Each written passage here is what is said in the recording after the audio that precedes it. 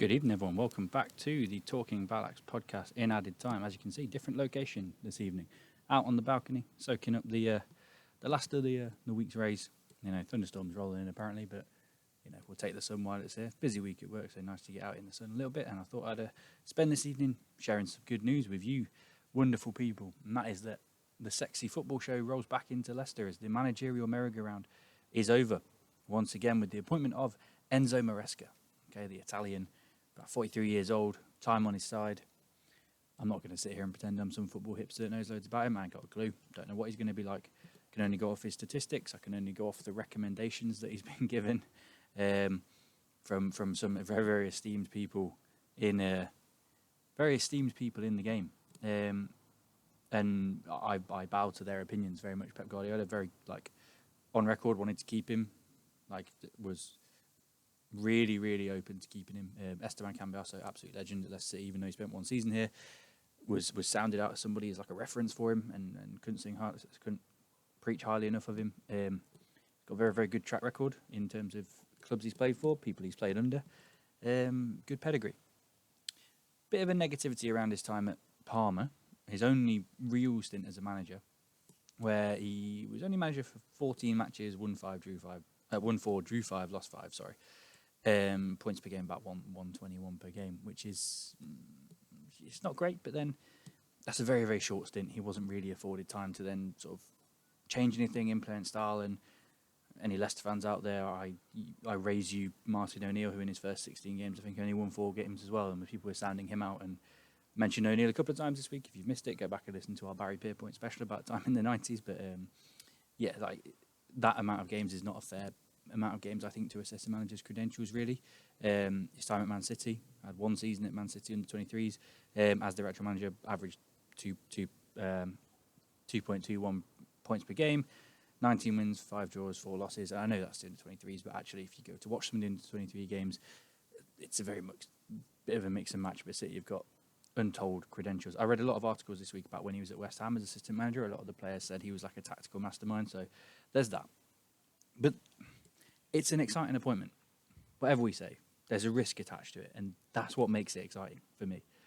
Like, a lot of the names that we were linked with, Scott Parker, Dean Smith again, you know, who else was it? Graham Potter, unlikely, you know, there's people like Russell Martin, and I just, you look at them and you go, yeah, like, there's Summit there. Not particularly exciting appointments, but there's a real risk factor about Enzo Maresca that makes it exciting, you know? He's a young, up-and-coming manager, wants to clearly imprint his style on games, and he's got a bit of the housery to him that, you know, you want to see in your manager, because that rubs off on the players, and hopefully we'll get a really animated team next year. Regardless of the quality of football that they play, hopefully we'll get a really good animated manager on the sideline who'll get the fans involved, who will buy into the culture. And, you know, there's just something about Italians and Leicester City, like Roberto Mancini playing in the 90s with the big collar in the Walker shirt, you know, like there's that iconic imagery. Of course, how can you forget the man himself, Ranieri, who, kudos to him, just been promoted with Cagliari, and incredible scenes. If you've seen those videos, the emotion that he shows, he's a proper football man. Like, that's a separate video about Ranieri. But yeah, there's just something about it that excites me. And I wouldn't say I'm confident going into next year, because there's still a huge rebuild job on his hands, and it's a big ask. But one thing that's probably sold it to him is that you'd imagine the club have said you can build things in your image. You know, you can bring in some of these players to play your style, and the fact that he's Man City number 2, the links, the players that he might be able to bring in from the academy. There's that shout that Cole Palmer might be leaving. Absolutely, take him any day of the week. Any of those other younger players who might be being released that he sees potential in, get him in.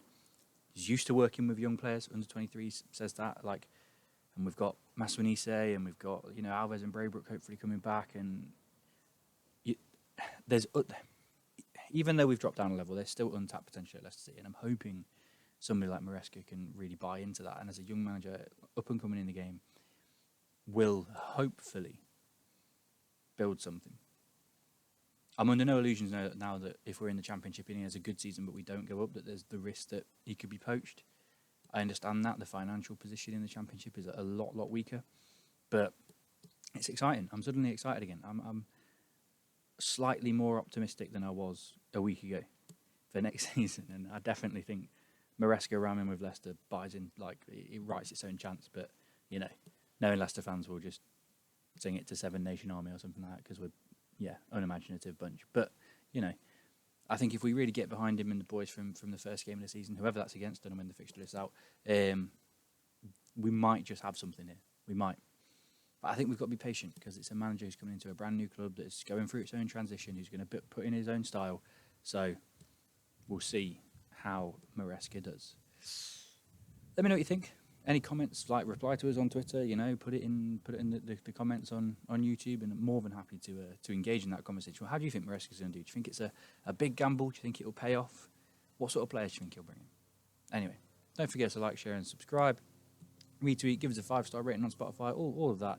Thank you so much for tuning in again. You've been listening to Jack. This has been Added Time, and I'll see you soon.